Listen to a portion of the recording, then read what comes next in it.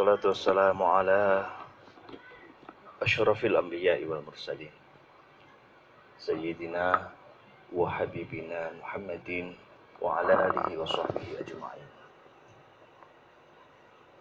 Para hadirin, konco-konco, alumni Pondok Pesantren Queen Al-Falah, sebuah ma'had yang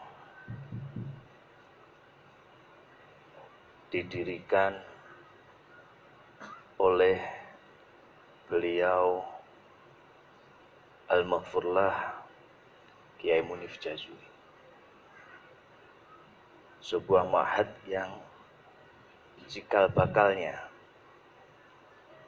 adalah tempat yang dimiliki oleh Ibu Nyai Rodiyah Jazuli. Beliau adalah istri daripada muassis Ma'had Al-Falah.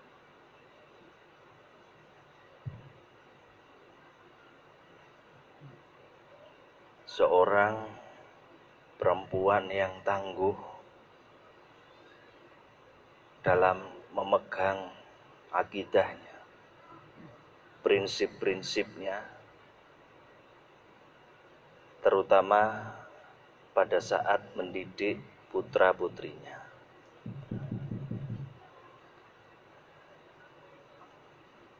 Terutama lagi ketika Al-Maghfurlah Kiai Jazuli Utsman mendirikan Pondok Pesantren Al-Falah, maka tokoh dibalik kesuksesan Kiai Jazuli adalah Mbah Nyai Rodiyah Jazuli. Para alumni dan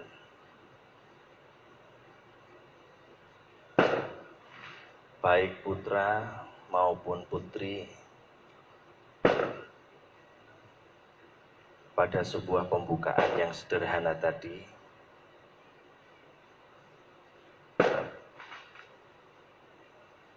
kami ingin menyampaikan bahwa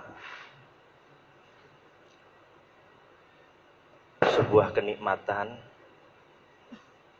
dan jelas bisa dikatakan bahwa ini adalah bentuk perhatiannya Allah Subhanahu wa ta'ala kepada kita, sebab atas kehendaknya lah kita ditempatkan dan dibesarkan pada lingkungan orang-orang besar dan orang-orang yang sangat menginspirasi dari seluruh kebaikan-kebaikan dan kemanfaatan-kemanfaatan yang kita semuanya sudah merasakan. Maka dari itu, mari kita panjatkan puji syukur kepada Allah Subhanahu wa ta'ala biqauli alhamdulillahi rabbil alamin. Sholawat, salam semoga senantiasa terlimpahkan kepada junjungan kita Nabi Agung, Nabi besar Muhammad sallallahu alaihi wasallam. Para hadirin, para alumni putra Queen Al-Falah, alumni putri Queen Al-Falah.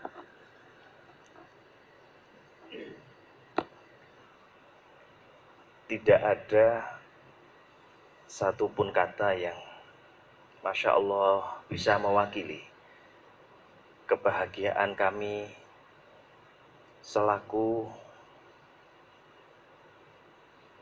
perwakilan daripada keluarga Kiai Munif Jazuli, muassis Ma'had Queen Al-Falah ini. Begitu sangat bahagia dan bangganya, bahasa Jawanya bombong. Bombong itu sebuah rasa bahagia yang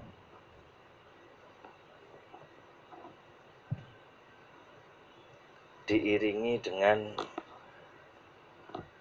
kebanggaan yang luar biasa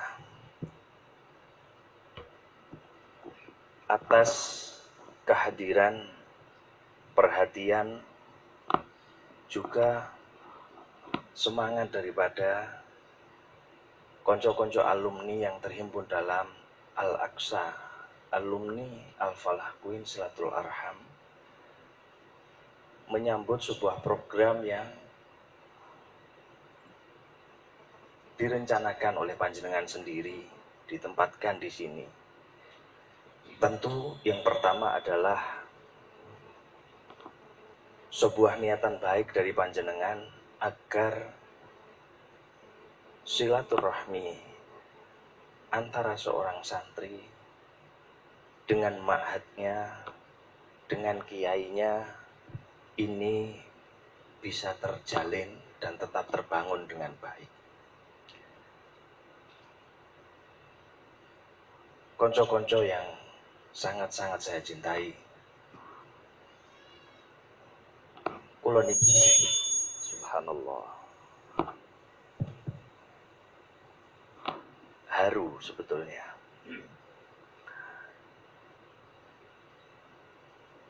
Anda tidak pernah bertemu dengan saya pun juga tidak memberikan apa-apa kepada panjenengan. Tetapi betapa perhatian yang diberikan kepada panjenengan, kepada keluarga Queen Al-Falah ini benar-benar luar biasa. Ada apa lagi ini mic-nya?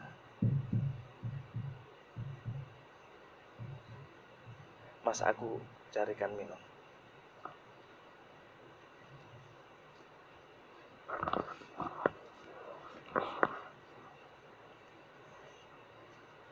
Ngeten iki pun biasa. Jadi karena acaranya itu di sana, kemudian kita bikin acara sendiri di sini, ya jadinya begini. Pun maklum. Mulane ojo gampang-gampang nulayani adat. Nggih. Nggih ngeten iki kedadiane. Yang saya inginkan dari teman-teman para alumni ini, sebuah pesan yang selalu dipesankan oleh semua guru, semua para kiai adalah tetaplah kalian menjadi santri. Meskipun Anda sekarang merasa diri bahwa sudah bisa berdiri sendiri, sudah bisa berkarya sendiri, sudah memiliki santri, sudah memiliki karyawan, sudah memiliki karya-karya yang besar, tapi jangan pernah lupa bahwa kalian harus tetap menjadi santri. Saya tadi salaman dengan sekian ratus orang ini. Dengan rasa enteng, tangan saya diciumi. Ya. Tetapi sama sekali tidak ada rasa bangga di saya, artinya, wah, aku seneng tanganku diambungi. Mboten enten. Sama sekali. Memang saya biarkan. Sebab ada sebuah pesan daripada Rasulullah Shallallahu Alaihi Wasallam, man sofahani takhallal jannah. Siapapun yang bersalaman dengan orang yang pernah bersalaman denganku dan seterusnya maka akan masuk surga. Dan saya meyakini bahwa kira-kira dari sekian ini yang paling banyak salaman sama kiai ya saya, gitu. Dan kiai itu pasti pernah salaman sama kiainya dan seterusnya sampai sambung kepada Rasulullah Shallallahu Alaihi Wasallam. Jadi ya saya enteng-enteng saja. Mau saya tangan saya dibulak-balik ya silahkan gitu. Nah, karena yang saya lihat bukan saya. Kalau saya melihat saya sangat tidak pantas seperti itu. Tetapi bahwa tangan saya ini pernah menyentuh tangannya Gusmi. Tangan saya ini pernah menyentuh tangannya Mbah Nyai Rodiah Jazuli. Ya saya melihat itu saja. Kiai Munif Jazuli, Kiai Maimun Zubair, kiai-kiai para habaib. Habib Rizik juga pernah Ini, wallahi, ini bukan guyon, gitu loh.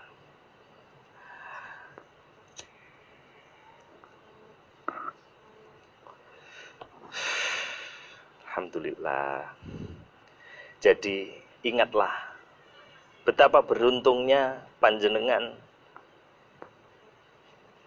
dituntun sama Allah Ta'ala untuk menjadi seorang santri dari siapapun guru atau siapapun kiainya. Itu yang ketepatan di pelosok ini kiainya adalah Kiai Munif, para masyayikh Ma'had Al-Falah, dan seluruh dzurriyyah-dzurriyyahnya.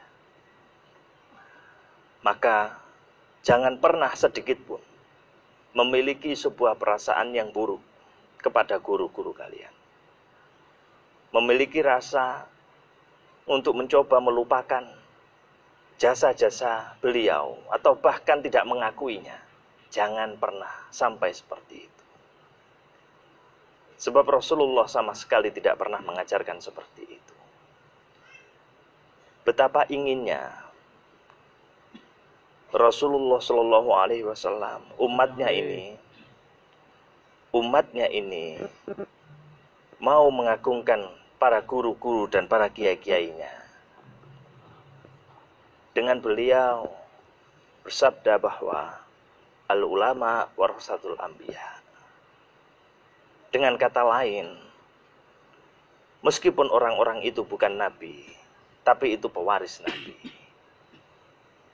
Artinya datangilah mereka, jangan pernah lupakan mereka saat kamu mendapatkan ilmu dari mereka. Jadi pesan yang paling utama kepada panjenengan, tetaplah Anda menjadi santri. Meskipun pada saatnya mungkin Gustin niki jadi menteri, tetaplah Anda duduk di bawah saat berada dengan saya misalkan. Dengan kiaimu. Tetaplah menundukkan kepala seperti itu dengan rasa tawadhu yang tinggi. Kalau saya, Gus, bila ditanya, Ahmad, kamu lebih bangga mana? Menjadi putra kiai dengan menjadi santri seorang kiai, maka dengan tegas jawaban saya sangat bangga menjadi santri daripada kiai. Tegas. Oleh karena itu, konco-konco ini pasti sering mendengar apa yang saya sampaikan. Saya sangat jarang sekali menyebut ayah saya dengan kata-kata atau sebutan panggilan bapak ketika menceritakan kepada panjenengan. Saya tidak pernah mengatakan bapak dawuh ngeten, bapak dawuh ngono, bapak. Tetapi saya lebih sering dan mungkin selalu berkata bahwa Kiai Munif dan Kiai. Itu adalah bukti bahwa saya lebih senang, saya lebih bahagia dan lebih bangga disebut sebagai santri daripada sekedar menjadi anaknya kiai yang plonga-plongo. Wis anak kiai plonga-plongo bisa. Konteks yang saya sampaikan ini konco-konco. Kalau Anda mencari dalam kitab-kitab, maka tidak sulit Anda menemukannya. Setiap Anda membuka kitab-kitab yang berbau tasawuf, kitab-kitab yang berbau tazkiyatun nufus, perbaikan-perbaikan pada hati, niki Anda akan selalu menemukan. Bahkan biasanya rata-rata adalah di muqaddimahnya. Jagalah prasangkamu, dzonmu, dengan bentuk husnidzon. Yang pertama adalah kepada Allah Subhanahu wa Ta'ala. Husnudzon kepada Allah Subhanahu wa Ta'ala. Dan selanjutnya adalah kepada orang-orang yang kalian hormati. Ibumu, gurumu, mertuamu, dan semua umat Kanjeng Nabi Muhammad sallallahu alaihi wasallam. Sebab husnudzon yang pertama tenggane Allah Ta'ala niki menjadi penting karena dikatakan oleh Allah Subhanahu wa Ta'ala dalam sebuah hadis qudsi, Ana inda dhanni abdi bi. Saya ada pada sisi prasangka daripada hambaku kepadaku.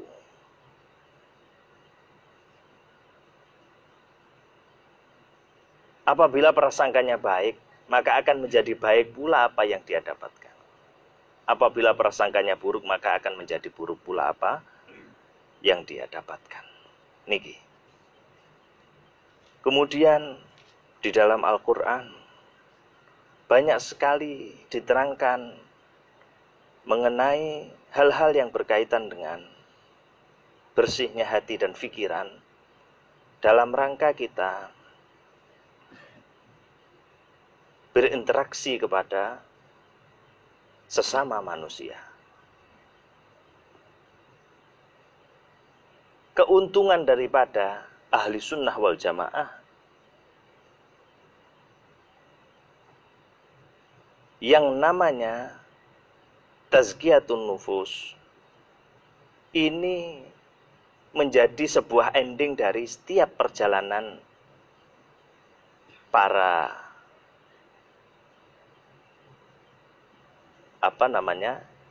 pengikut ahli sunnah wal jamaah. Selalu menjadi ending. Jadi saat iman sudah terpenuhi, Islam sudah terpenuhi, sudah berkarya, sampai kemudian usia menginjak tua, pasti yang terakhir adalah al-ihsan. Pasti. Rata-rata seperti itu. Sehingga tidak sulit kita temui dalam ahli sunnah wal jamaah torikoh yang berkembang, torikoh yang mu'tabarah. Mungkin orang tua kita, mbah-mbah kita, mbah-mbah panjenengan juga ada yang masuk dalam torikoh.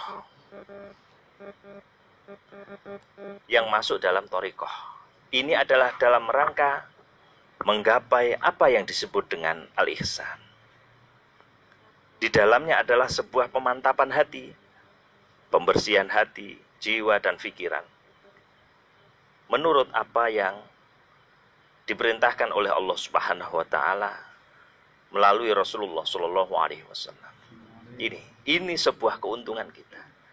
Jadi kita tidak melulu bicara mengenai syariat saja, ibadah saja, tetapi bagaimana ibadah itu memiliki nilai yang indah, memiliki nilai yang tinggi, khususnya tengarsane Allah Subhanahu wa taala.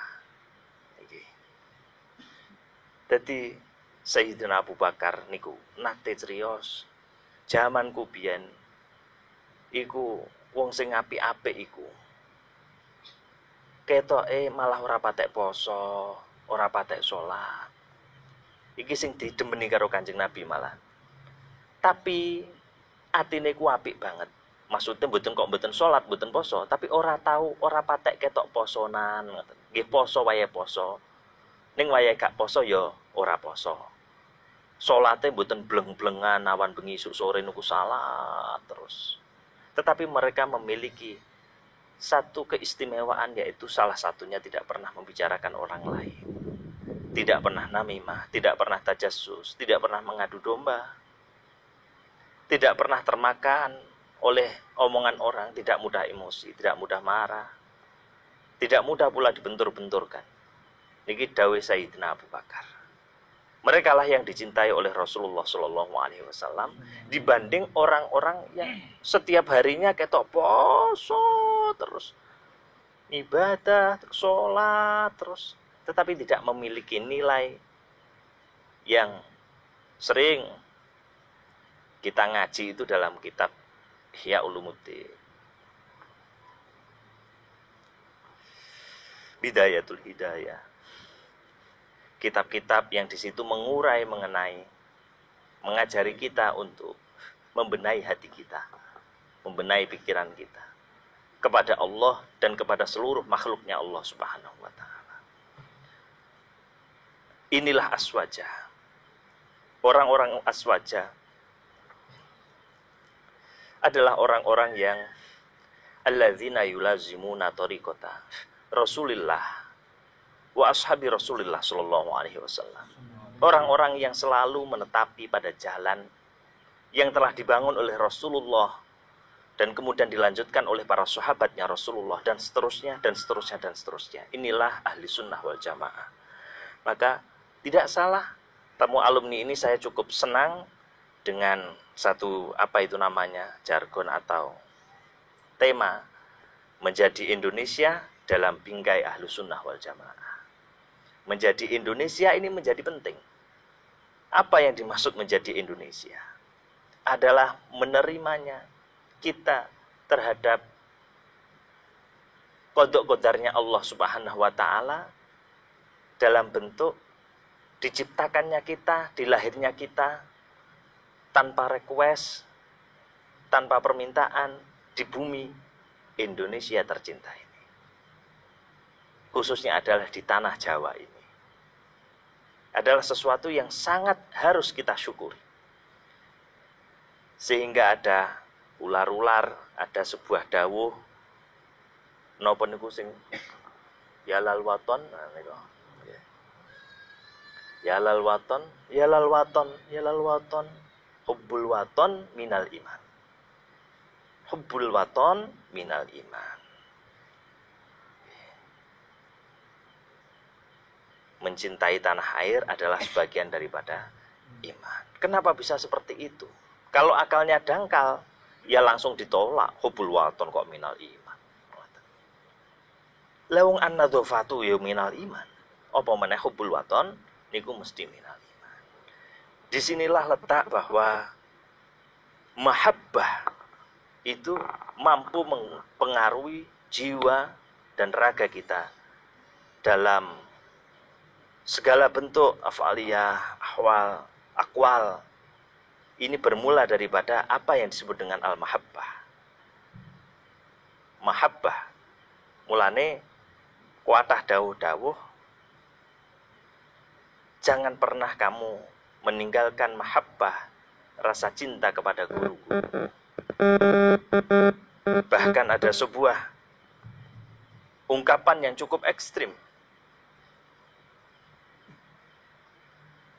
Idza ra'aita rajulan ahana syaikhah fa'lam annahu rajulun khadhalahu. Kalau kamu melihat seorang laki-laki, seorang santriwan atau santriwati ahana syaikhah, yang menghina dinah gurunya, fa'lam, maka ketahuilah bahwa mereka-mereka itu telah dihinakan oleh Allah Subhanahu wa taala. Ini yang ekstrim. Maka semoga kita senantiasa diberikan ketetapan rasa cinta kepada guru-guru kita, kepada kiai-kiai kita, meskipun kadang-kadang nafsu kita mengatakan bahwa guru kita tidak memberi kita apa-apa, justru malah meminta kita apa-apa. Gak tahu ngekei duit malah njaluk duit. Kan wonten nggih, wonten kiai niku macam-macam, Gus. Menjadi Indonesia.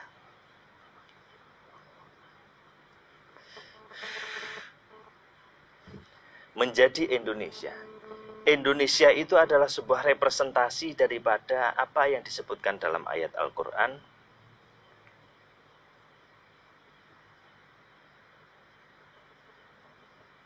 Bahwa Allah Ta'ala menciptakan kalian itu laki-laki dan perempuan.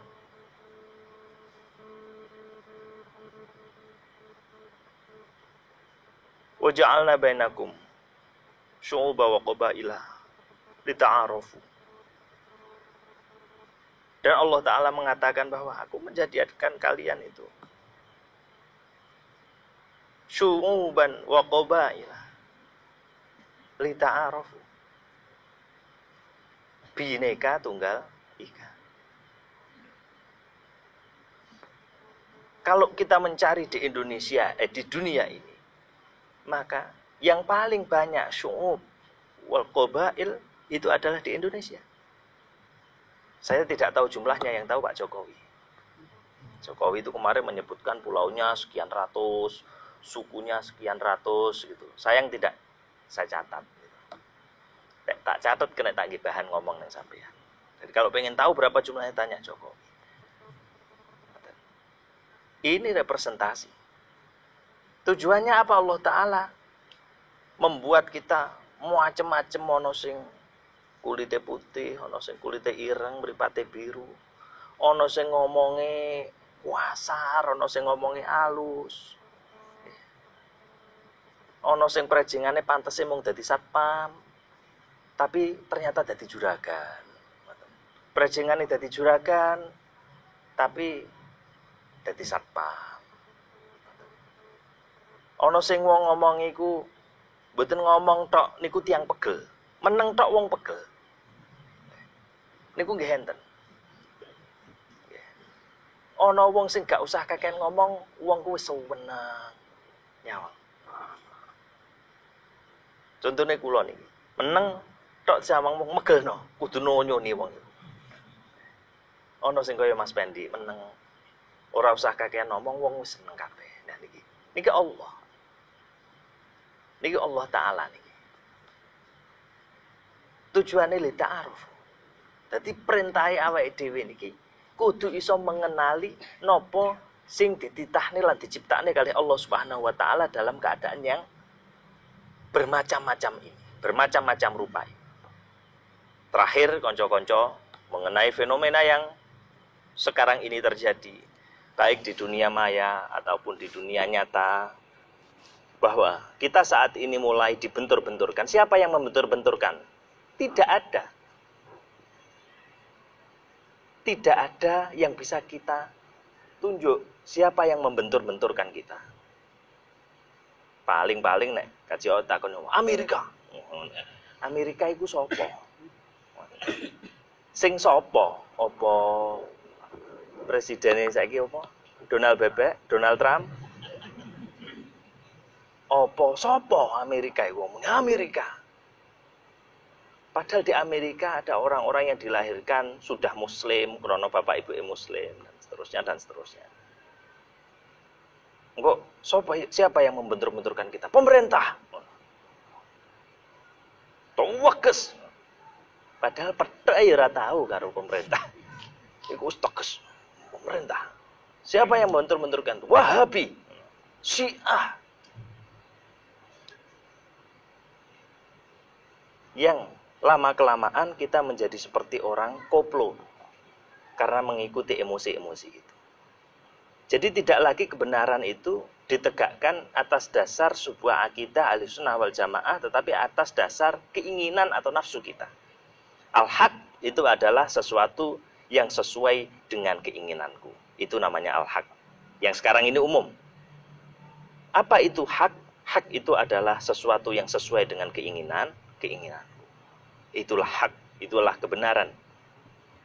Al-haqqu bayyinun wal batilu bayyinun. Al-haramu bayyinun wal halalu bayyinun. Nah, ini yang sekarang terjadi. Maka kita ndak usah bali'o dalam keadaan sebagai santri. Mari bagaimana kita melihat kiai-kiai kita yang di sini ini. Saya pikir hampir seluruh kiai-kiai sepuh itu tidak ada yang melakukan langkah-langkah yang mungkin seperti langkah-langkah kita, sing emosional. Waduh, iki harus dibui. 2 tahun ora cukup. Kudu 5 tahun. Akhir bingung, aku dhewe nyawangku bingung. Ya Allah Gusti, kula niku mun ndonga, ya Allah, muga-muga. Muga-muga Ahok niki mati mawon. Iki. Supaya Indonesia niki tentrem. Soalnya saya tak pikir ini mboten jenengan, tapi anak-anakku loh. Anak-anakku sok iku kaya apa nek sampai Indonesia iku pecah sampai kaya Syria, sampai kaya Yaman, Libya. Anak-anakku kaya apa? Apa ya anak-anakku iso ibadah kanthi tenang? Ojo-ojo malah anak-anakku lunga. Anak-anak sampeyan malah lunga nang Inggris. Niki kan kathah nggih. Akhirnya nang kono malah njogo bar, bendina ngombe bir. Ini adalah akibat ulah daripada kita yang mau untuk diadu seperti ini. Krono pikiran kita tidak panjang. Pikiran awake dhewe wis jihad fisabilillah. Iki mesti surga. Ora dipikir, kowe surga tok anakmu, surga tak gak. Kalau sampai ini pecah maka siapa yang menjamin? Penak wis ngene wae, anake awake dhewe iki wis terjamin lah insyaallah. Aman akeh pondok berdiri dengan banyaknya menjamurnya, besar-besar, saling memberikan kebaikan-kebaikan, penak. Sampai Indonesia perang. Mboten enten pondok. Ora bakal ono pondok. Nek gak ono pondok, gak ono guru, sampeyan mati syahid rumangsamu ya. Umpama mlebu surga, kowe ning surga tengok, anakku nang ndi anakku? Ngenteni anakmu nang neraka. Tendangi nang neraka. Lha apa liyo nang neraka? Bapak guru-guru bapak Indonesia pecah. Indonesia pecah kabeh niku tiyang wedi kabeh ora tentrem urip teng Indonesia. Kula lunga teng Amerika. Dugi mriko pertama kula nggih rada sregep suwi-suwi liya-liyane niki kok akeh sing ora do salat. Nggih kula mikir, wah gak apa-apa lah gak usah salat wong nang neraka ya bareng-bareng. Akhire kula mboten salat. Mboten salat pisan. Nggih malah seneng ngombe bir dan seterusnya nggih niki kula. Lah, niki gara-gara bapak nih. Apa gak mikir awake dhewe kaya ngoten. Kudune mikir. Mikir. Saya sekarang bingung. Pemerintah dituntut untuk memberikan keadilan. Ahok harus dihukum. Wis dihukum ya. Isih kurang. Bahkan sing pro Ahok niku gak trimo. Wah. Iki pemerintah kurang ajar. Pemerintah sing disalahne. Tapi sing kontra Ahok iki kurang dibui. Sudah. Sementara hukum dalam satu sisi menjalankan tugasnya untuk mengusut yang namanya makar dan seterusnya itu yang kebetulan adalah kontra sama Ahok. Iki diusut dibilang kriminalisasi. Iki pemerintah iku salah kabeh wis pokoke. Ngesakne kula niki. Kula niki saged pedhok Pak Jokowi tak pijeti. Kok melasmen Pak, sampean diparingi rupa ya ora ganteng. Nasib kok ya kaya ngene ngoten. Ning kono kene dilokno dadi PKI.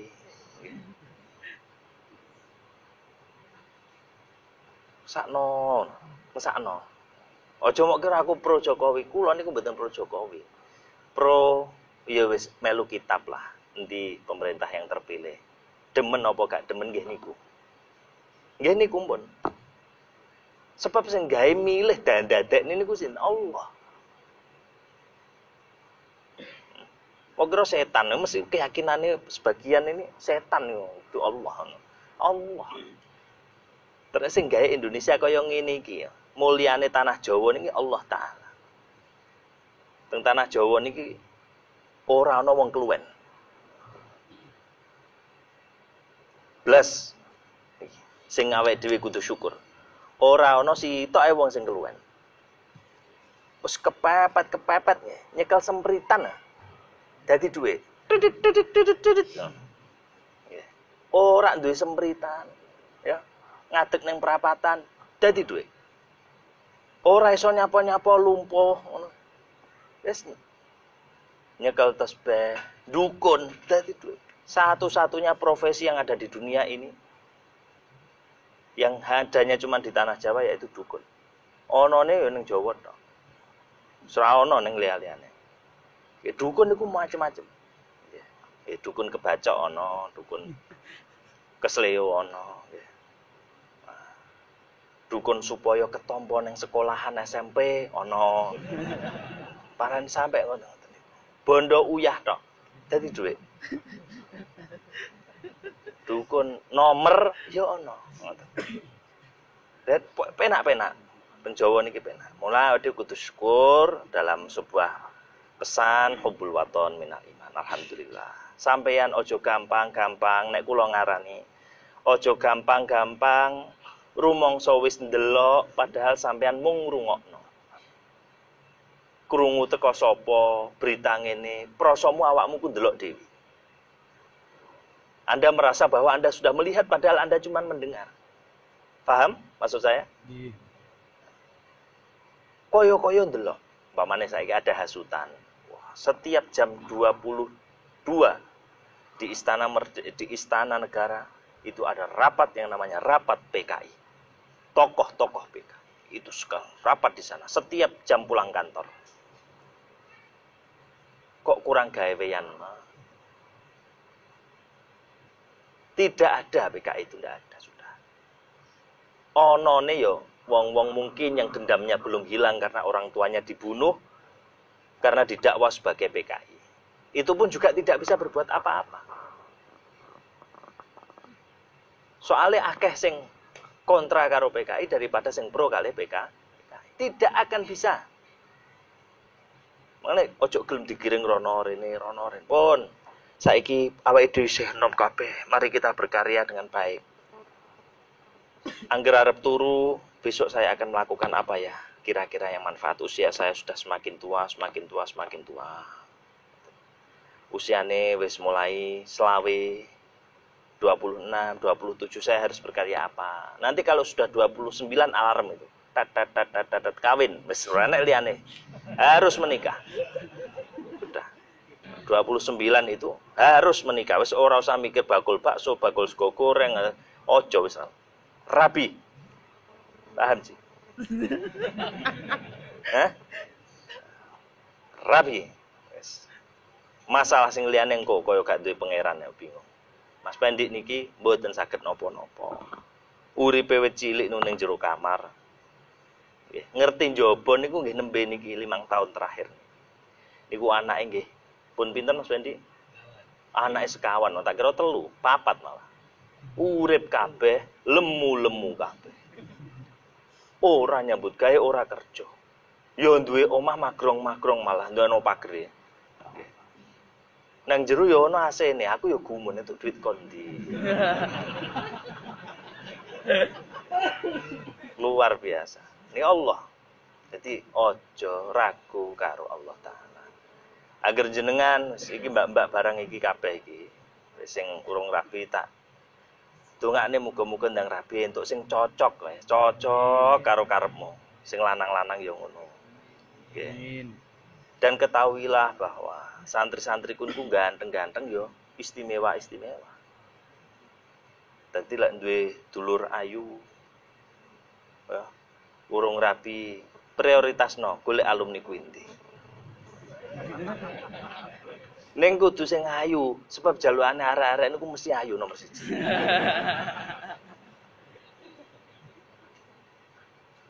Alhamdulillah. Mari kita mulai saja nanti acara ini. Saya mengundang teman saya namanya Ma'ruf Fauzin. Ustadz Ma'ruf Fauzin. Kalau saya lebih cocok dipanggil dengan Kiai Ma'ruf Fauzin. Itu adalah teman satu letting saya. Nggak tahu bisa hadir apa nggak tahu saya. Piye? Hadir. Sudah. Ya, hadir nanti kita dengarkan. Saya melihat sepak terjang yang terakhir-terakhir ini, saya lihat cara dakwah-dakwahnya ke kampus-kampus untuk membentengi masalah HTI, masalah Wahabi, dan seterusnya, dan seterusnya.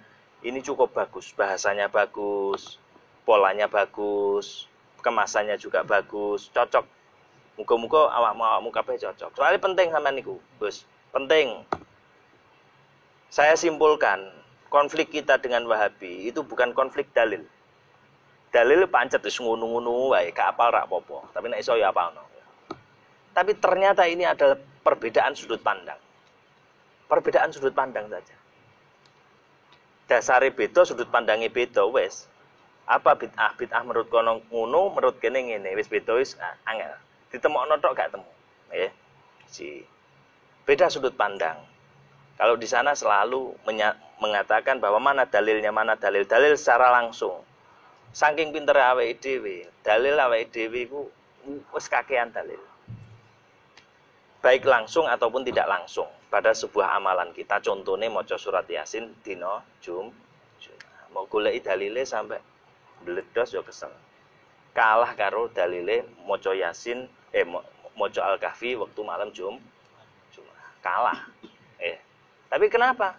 Itu kita datangkan ya sudut pandangnya. Ojo nglakoni iki dalile sing langsung menunjukkan seperti itu. Bahwa Sayyidul Ayyam adalah malam Jum'ah, sebuah surat yang paling mulia, yang isinya luar biasa mulia adalah Yasin. Mulia dibaca pada hari yang mulia, maka bagaimanalah hasilnya? Ngoten. Tenan sama hati-hati Gus. Hati-hati dengan hal-hal seperti ini. Dua hal yang paling bisa menarik diri kita. Yang pertama itu adalah kekayaan duniawi, bondo, duit. Yang ketiga adalah jaminan surga. Jadi dua hal ini kalau dijual, larisnya luar biasa. Laris banget. Sama nek pengen cepat untuk duit, dodolo. Ikut saya jamin surga. Ikut saya jamin surga. Saya semalam sudah mendapatkan ilham bahwa sayalah Imam Mahdi. Wah, cepet iku. Begitu wongku mlebu ning wilayahmu, menjadi anak buahmu, sampai niku njaluk duit piro dikekno. Kok duit bojo lho dikekno. Nggih. Niku. Utawa nek pengen cepet sugih dadak wis ngene wae. Dadi kaya Kanjeng Dimas. Potongan kan wis duwe, ya. Kari sulapane belajar. Dadi nek dodol loro niku wah larise wis ngalah-ngalih dodol liyane. Cepet banget untuk duit. Tapi ojo. Sebab thariqah daripada ahli sunnah wal jamaah yang hak adalah Allah Subhanahu wa taala dan Al-Qur'an dan Al-Hadis.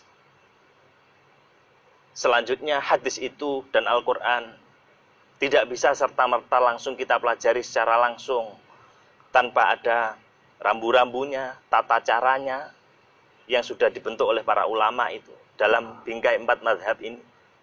Di mana prinsip daripada 4 mazhab ini adalah saling menghormati. Meyakini bahwa pilihannya adalah benar, tetapi bisa jadi salah. Pilihan yang lainnya adalah salah, tetapi bisa jadi benar. Mazhabuna shahihun yahtamil khata'.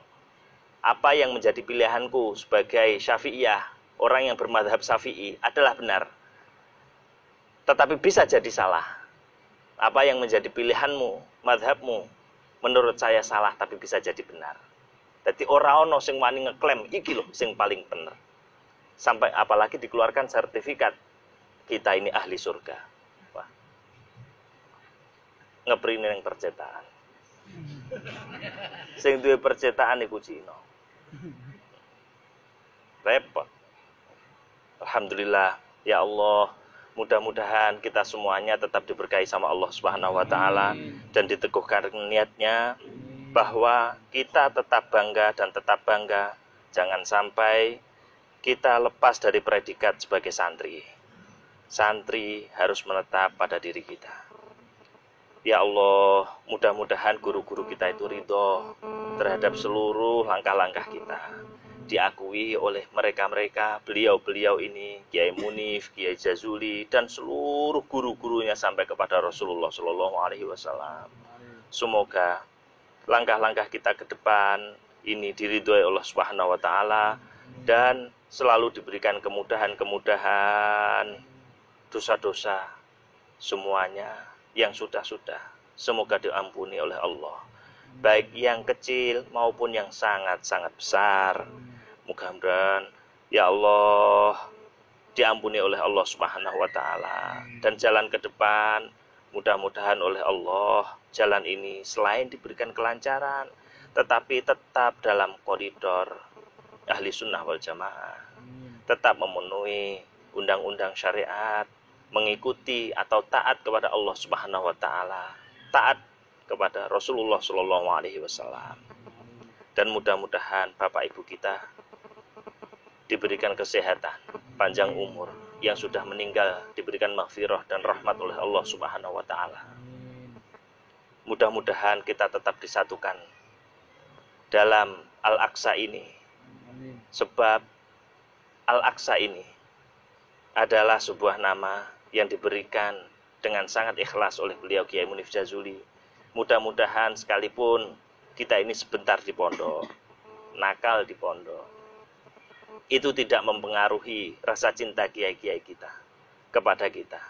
yang mana rasa cinta itu tumbuh, berkembang menjadi cinta kita kepada Rasulullah, dan menjadikan Rasulullah cinta pula kepada kita, berkembang cinta kepada Allah Subhanahu wa Ta'ala, dan menjadikan Allah Subhanahu wa Ta'ala demikian cinta juga kepada kita. Mudah-mudahan pada akhirnya nanti kita diberikan husnul khotimah. Amin amin ya rabbal alamin. Al-Fatihah. A'udzubillahi minasyaitonir rajim. Bismillahirrahmanirrahim. Matur suwun. Assalamualaikum warahmatullahi wabarakatuh. Saya mohon maaf ya konco-konco, saya tidak bisa mengikuti ini. Saya masih ada kegiatan, tapi ini langsung aja lanjutkan sampai malam pun juga tidak apa-apa. Ya, saya berharap acara ini berlangsung paling tidak 2 tahun sekali atau berapa tahun sekali. Ya, yang muda, yang tua, monggo.